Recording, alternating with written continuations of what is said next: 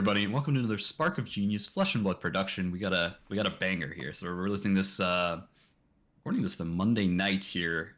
Monday night? Yeah, it's Monday night. Monday night of the announcement, fresh off the press. Yes. Fresh off the press. So we have the Errata and we have the BNR, the ban suspended, whatever. Yep. We're gonna start off with the Errata. My name's Eric, joined by my co-creator, co-commentator, co-caster, co-compatriot Rob in the bottom right. Rob made a new template here, so let us know if you enjoy this it's one a little better, right? There's less kind of dead wider. space. You can read it. You can read stuff better. There you go. Yeah. So this is bulletin number 5. I don't remember what 1 through 4 was, but yeah, we'll start off with the first one here. So the functional errata. So the real big one we're going to start with here is the first one: rune chant and quicken trigger on play and activation of attack. So if everyone remembers here, for some odd reason, I'll summarize in that they only triggered on attack actions and not on weapon attacks. So if you created a rune chant and swung with Rosetta Thorn, for instance, it would not proc the rune chant. And this became very obvious when you were attacking things with Spectra, right? So what you can do is you can generate rune chants, hit something with Spectra, and the rune chants won't trigger. So they'll stay on for the next turn. Same idea with Quicken, right? And this was not the intended design of it. It's just like it is what it is, right? Spectra is a bit of a thing. Yeah. So in this particular case, they've changed it in errata to functional errata, meaning like the actual card itself is changing in its function. It activates on both. Activates on attack actions, activates on attacks. So what they're just saying here is that they're just unifying the timing and then reprinting them in the sets. So it says that on the attack actions, on the attacks, they do proc. What does this mean? Well, exactly what I said. If you're attacking with something like Rosetta, or is there another thing that Rune Blades are using other than Rosetta at the moment? Bandblade, Duskblade. yeah. Or for Quicken, same kind of idea. They will proc on those attacks. So this is the thing. If your weapon already has Go Again, you definitely might not want to be cognizant of like Quicken. Yeah. And for rune chants, it's also something if you are, I guess Prism's LL'd, but Spectra is probably coming back in some kind of way, shape, or form eventually. Yeah. There's things like Passing Mirage and those illusions auras that Dromai can still play. Cards played in Dromai, yeah, exactly. Yeah, and so that's probably like the biggest one. And so I think no more banking of your resources with weapon swings, pretty much. They proc, yeah, exactly. They proc no matter what now. Yep. The next one here is Zephyr Needle Phantasmal. First trigger when defending, not when the combat chain closes. And so the main idea behind this is that there were some really odd interactions where, like, the one they described is one with Carrion Husk, where they can order the triggers in that the Zephyr Needle actually ends up not breaking because they ordered the Carrion Husk to trigger first, and then Carrion Husk, for anyone who forgot, because chain is LL'd, right? So for anyone who forgot, it's when you defend with Carrion Husk, banish it when the combat chain closes, right? And so if it's banished, the relation with a needle means that if you order it properly, needle won't break. Now it's just on the defense. So it's when it's defended by a card. So immediately when you shove that husk in front of it now, it is defended with the husk. It will break when the chain is done. No more ambiguity. Right? You can't order things differently. No more. Everything is a clear and concise ordering with this interaction now. Same idea with Footsteps. If at any point it is blocked with a 6 or more power non-illusionist attack, destroy it when the combat chain closes. So they're just taking out the ambiguity. You can't really, like, there weren't that many situations where that came up, but so a lot of judges got called, I guess, and it wasn't really clear on what happened, right? Yeah. Blossoming Spellblade, I don't think anyone knows this card exists. Mainly it's just like a 2 for 6. Yeah, it's true. So essentially, based on what I've seen, this is kind of like based on card tracking. Honestly, it's just, you may banish the card from your graveyard. If you do, you could play it this turn as an instant. And it's essentially tracking the card so that if it doesn't immediately go into graveyard, you have to kind of like remember it throughout the game. And so at some point it is going to be banished instead of going to the graveyard. It's a really, honestly, it doesn't really matter too much. It won't apply to pretty much anybody because no one plays this card anyway. For now, yes. For now. And so the next one is kind of interesting. Putting a card upon bottom of the owner's deck. So I like this that they mentioned it is mainly for future design space, which leads me to believe there's going to be some deck manipulation tech coming in future sets. Was the real thing I'm taking here, right? So they want to errata the chance that you are putting your opponent's card in your deck at the bottom of your own deck, right? And so for the cards already out now that say put on the bottom of your deck, now they say of its owner's deck. That's the main change there.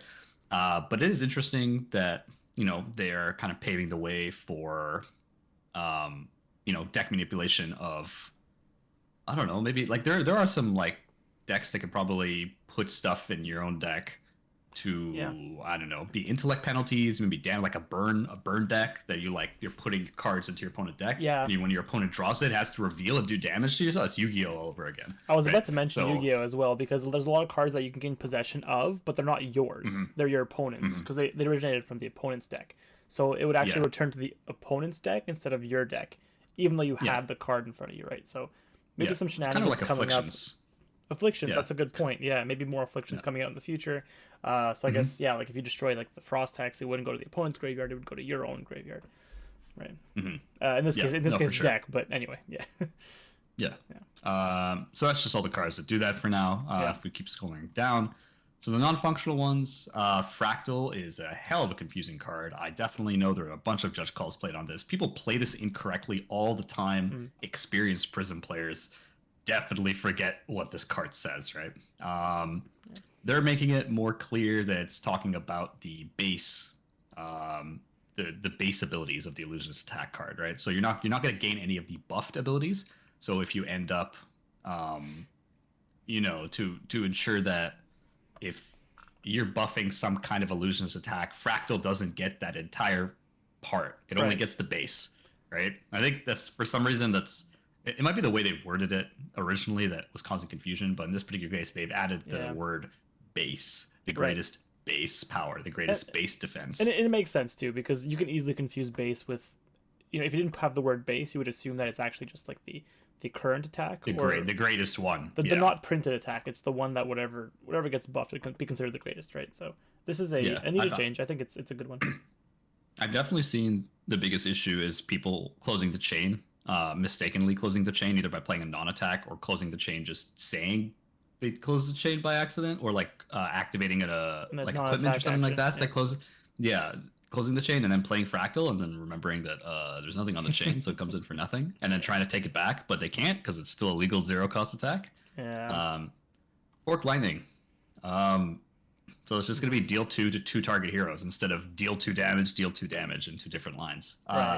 Just clarifying the text. The effect doesn't change, right? It's just now you know that you can target 2 heroes, the same one twice if you want, right?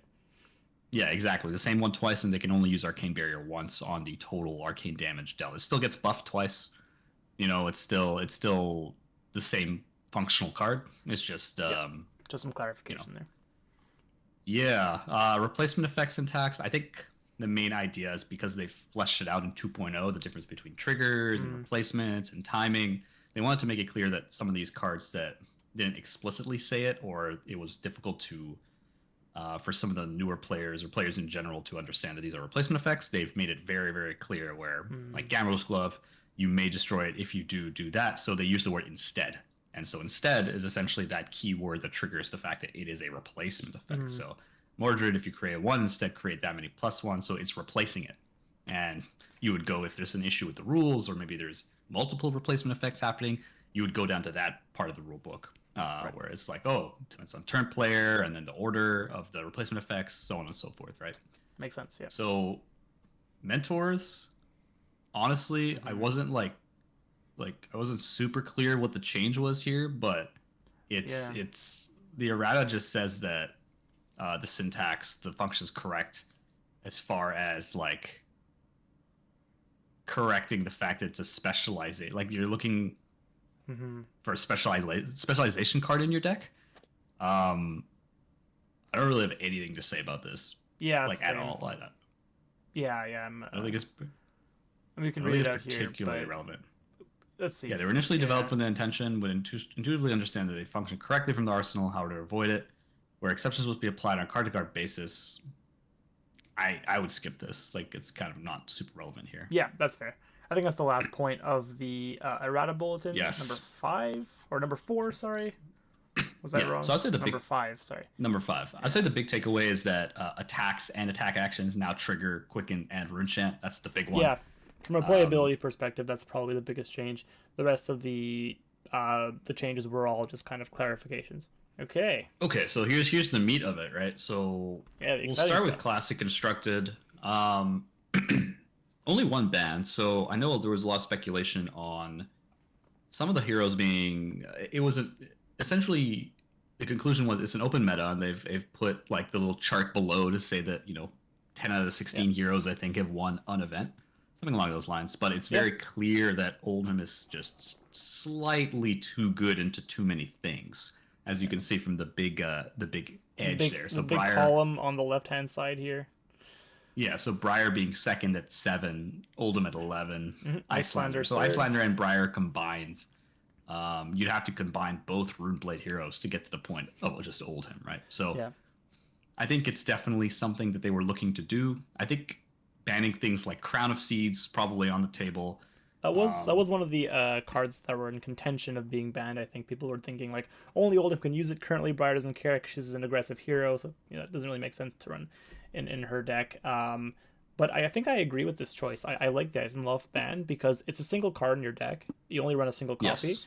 You're not affecting like a 9 of, for example. So it's a pretty minor ban. But they explain that Oldhim can, because he goes to second cycle pretty frequently in his matchups, he could use this card more than once, either for his own triggered ability or his own defensive hero ability, or for fusing Oakenhold. So this card, even though it's it is a significant card because it's a one of and it is the dual element card, it won't make a huge impact on the playstyle. It'll just take away some of those niche cases where you get mega value from this card if you pitch that correctly or pitch it early and see it again, relatively quickly. Yeah, so the main impact of Pulse and Eisenloft is that you cannot Oakenhold without, like, you have to keep your entire hand to Oakenhold with a 4-card hand, right? Yeah. And the real key part is, especially later in the game, that being able to block with a card for 3, maybe some armor, blocking an odd hit, something like that, and pitch coming with Oakenhold, possibly like a pummel in the arsenal, being able to pitch the pulse for the pummel, right. Makes it like a very good game ender, a very good efficiency swing, and it's a little bit too good because it's very good in the first cycle and even better in the second and third cycle because it's much easier to pitch stack because you just need 2 cards plus a blue, which is not that difficult. It's very efficient for Oldhim's ability, giving you ice and earth, right? And even as a D-react, it is pretty effective because a lot of people forget that it also buffs your ice earth blocking power, right, by +1. So it's just extremely efficient in all kinds of. It does everything, right? It's that jack of all trades kind of card that you're always happy to see.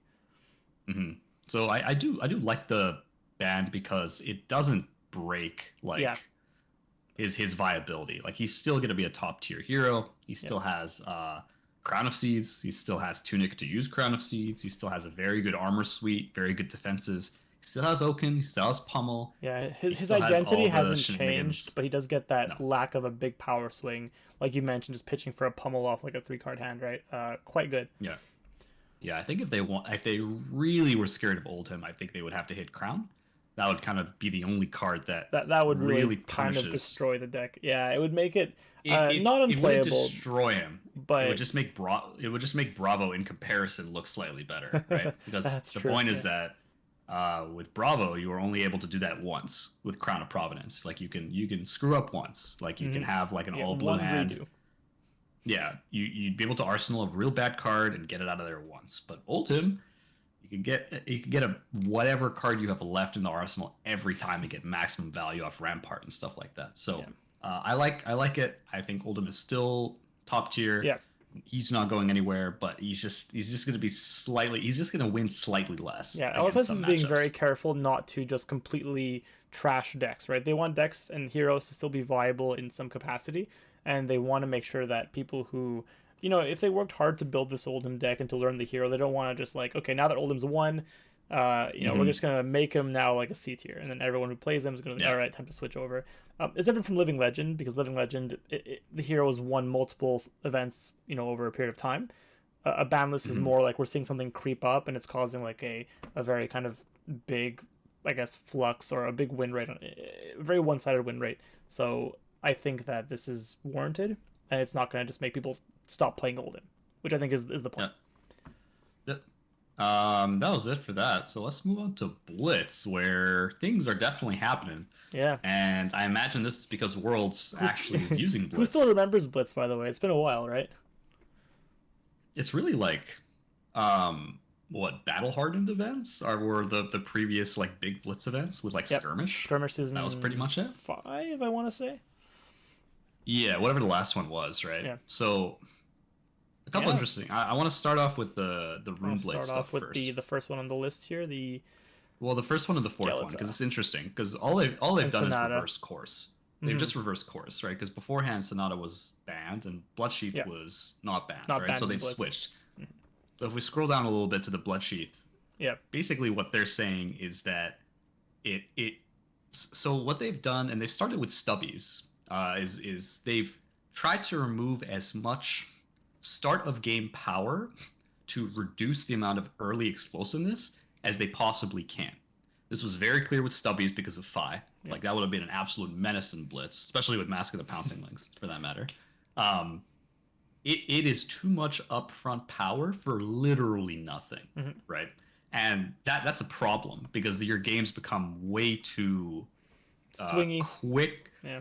Well, swingy, but also quick to the point where the tempo swing is just non-existent because you start at 20 life, so there is no tempo swing because you're dead. Like there's no, you know what I mean? Like it's just too. It's not a back and forth as it would be in CC, where one hero gets the advantage and the other one comes back with tempo. This is more like I'm taking away 3/4 of your health, and you're on the back foot for the entire game, right? You can't come back from that. Yeah. So in this, and then also the lower life, you win the roll, you go second, and you smack them in the face, right? For aggro decks especially. So in this particular case, the equivalent of 4 resources with Vexing Quillhand is just that you're able to gain 2 resources off Vexing, and then Bloodsheath to discount something by 2. So you get 2 damage off your rune chance, and then you get a discount of 2 on your next thing. Yeah, or I guess that's 2 things. That's what they're talking attack about. And non-attack, right? So you get a discount of 4 in total by cracking the skeleton for free. I think you don't have to set up rune chance. You just get them for free with the Vexing, right? It's true. I think they're mainly talking about the fact that you do get the 4 resources in that, but I think the thing with Viscera specifically is that a lot of your non-attacks don't cost anything other than Rattlebones, right? So if you don't have Rattlebones in your hand, you're not really getting your discount on you because you Moth Skies, Mordred, stuff like that, lead to charge. There's not a ton. So even if it's just the attack action being discounted, it's still powerful. Yeah, but they are talking about the 4 resources, as Rob said. You get 2 off your a discount of 2 on a non-attack and a discount of 2 on an attack action. Whether you can use the full 4 resources, usually without Rattlebones, no. But you also get that 2 free damage is what I'm thinking about with the rune chance. 2 free damage is 10% of your 2 out of 20. Well, except for Icelander and Kano. Yeah, other than Icelander, Kano and Valda. Or 80%. I will say that I like this change because it removes any confusion we had. Because I don't know about you, but I could never remember which of the cards was banned in Blitz. Which ones was CC. which? It's the same across both formats. Both. Exactly. So now no more confusion. Just put Sonata in every Rune Blade. I will say that even the so I don't know if I guess Briar might still want to run Sonata now because it is a good card regardless, and it triggers maybe the embodiment of lightning. So I think that it is a welcome card to come back into those decks. So it's not like a non-issue. It might even become more of an issue, but at least the OTK potential is not there with Skeletor. So it'll just be it'll be a good card at best. Yeah, I like that they're sticking with their philosophy and like taking out very obvious tools that some classes get that just start them off in a much better scenario than any other class. That was the point, I think. Yeah. Yeah. And you're adding a lot more RNG, right? Like you're adding Sonata, which is inherently a RNG card. Like you have to hit off the top, which Rob has demonstrated on the channel before is easier said than done. I always pitch 2 now. That's what I do.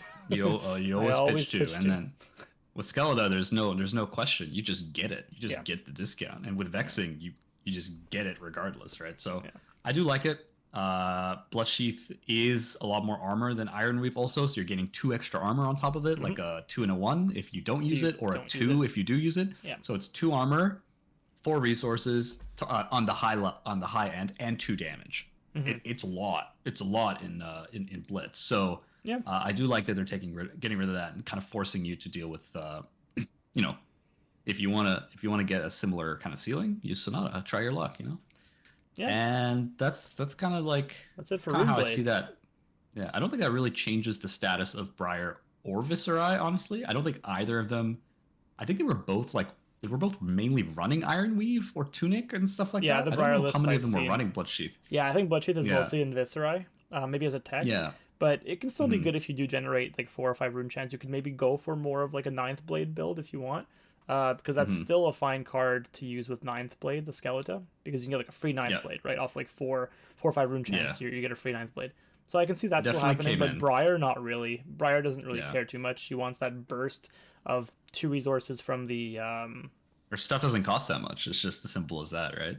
Exactly. So that being said, we can move on to the Mask of the Pouncing Lynx being banned. So they're taking another punch out of Fi here with this one. Fi is too good. They took out the stubbies, and now they've banned Link. They banned Lynx, which has screwed one of me and Rob's gameplay videos, which we'll have to redo without the links. Yeah. But that's the lesson. Never record gameplay videos before BNR announcement. Point taken. Yep, LSS is making our job difficult. Yeah. But this is essentially really similar to one of the comments I made that I guess will come out with the CC game and the Blitz game that I made in Fi, is that whenever I picked Mask, and I picked Mask over Pouncing Lynx over Momentum in all of our games, CC and Blitz, and the reason I did so is pretty much exactly what they're saying here. It is at least 5 damage off a Lava Burst. That's what they're saying here. It's at least 5 off a Lava Burst. You've had 8 damage Salt the Wounds as well. I did no spoiler alert. I've done some despicable things to Rob in the last unspeakable things, salty things. But anyway, salty. Every time he's used Mask of the Pouncing Lynx, it's always converted to like 6 to 8 damage. So it's actually quite good. Yeah, because the cheapest card you're getting is Lava Burst for 5. If you have Artivore, that's 6. If you have Shuko, that's also 7. Another +1 there. Yeah. Possibly 7. Spreading Flames and all that kind of thing, that's a little bit more circumstantial, but like Artivore everybody runs, Shuko most people run, so it is good. And then Salt the Wound obviously can come in for more depending on how wide you're going, if you're running Double Strike and things like that. Double Strike, same idea. They're just removing straight up 5 upfront damage because it's very, very easy to do in 5. And you can do it also like when it's most convenient to you as well. It's not just kind of a random effect. It is like, you're setting up a huge chain, you're dealing a lot of 1 damage, double strikes, a lot of these like even blue cards just coming in there for chip damage, and then you can just say, okay, well, you've taken like 6 of my attacks, a few Phoenix Flames as well. I'll come in for 6-7 damage off of a Salt the Wounds, and you can't really do anything about it, especially because you've probably blocked out most of your hand anyway. So 6-7 damage off of a guaranteed setup, I think, is really too powerful. It's even stronger than the stubbies, I think, because stubbies, at least you're cracking it up front and you're giving the opponent the heads up that I'm buffing everything by 1. It's inevitable damage, but at least it's up front. Whereas this, now it's like you can decide to use it or not after you've completed your chain. Similar to like adding in a pummel or a razor reflex. If your opponent doesn't block, then okay, well, I'll add it in now. But if they fully block, it's like, okay, I'll keep it for the next time. So I think it's actually much better, or at least better in that sense, than stubbies was. So a warranted ban, I think. Very strong card, and it still blocks for 2 if all else fails, which is just like still pretty good. Like it's on par with Mask of Momentum. So definitely interesting to see. Poor Benji. Rip Benji. Oh, Benji was dead before he was alive here. But I now think the last thing I want to say, further to the ground. Yeah, is I don't think there's also like I don't think Ira was running this. I think Ira was running Mask of Momentum. So I'm not gonna talk too much about Ira here, but I think Fi will still run Mask of Momentum. He'll still be strong. Yeah, and in CC he can still run the Mask of the Pouncing Lynx, which is still great in CC. Still preferable actually in some matchups. Yep, especially a lot of aggro matchups and even some CC. Even honestly, in most matchups, I probably prefer Mask because it's just such good upfront damage, and it lets you. Yep, it helps you. Like a lot of the decks end up just trying to block you out anyways, so you're not gonna get Mask of Momentum through. and it's just like more preferable that way. Yeah, and often with the Mask of Momentum, you can block like the second attack, like let the first Kodachi and block the second one, or you can definitely time it so that you don't get procced on Mask of Momentum Mm-hmm. with armor and so on. So it's Yep. not always Last reliable. Last but certainly not least, This is the biggest one, I think. Stormstriders is suspended until the next BNR, which is after I like Worlds, I that it's believe. suspended and not banned because this is a huge slap to the face. I think to both wizards. I know maybe it's a little stronger of a ban in Kano, because Mm, Kano really relied on that to win. I don't think. I mean, they mentioned in the article that they did a lot of internal testing and they figured out that Kano can still be a good hero, a good deck. I don't see it. I don't know if there's a way, maybe like a more attack action oriented build for Kano, but for Kano, it's actually just way too random. You have to always rely on top decking a card to play on your opponent's turn, right? Unless you mm. stir. Yeah, I guess you can stir, but was stir banned in Blitz? Actually, I forget. Stir is banned and Blitz. Yeah, they Stir and banned that in Snapback are Blitz. banned. Right. So you can't Yeah. even use stir. So I don't know if you've thought of anything that Kano can do to still be good, but in my eyes, it's like you've taken away all this kill power.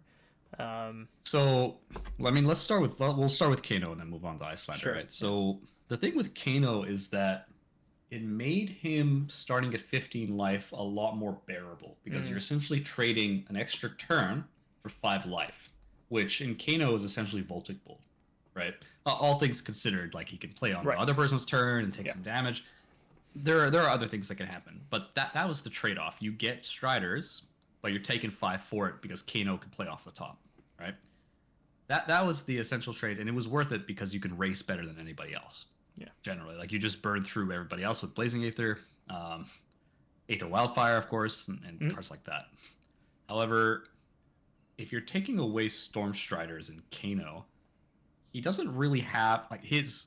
Your options are armor, so you play Ironhide, Iron Rot, something like that, or you play Mage Masters. Those are like your two kind of, and Mage Masters being like the budget Striders since Arc, essentially. Like it came out at the same time, right? yeah.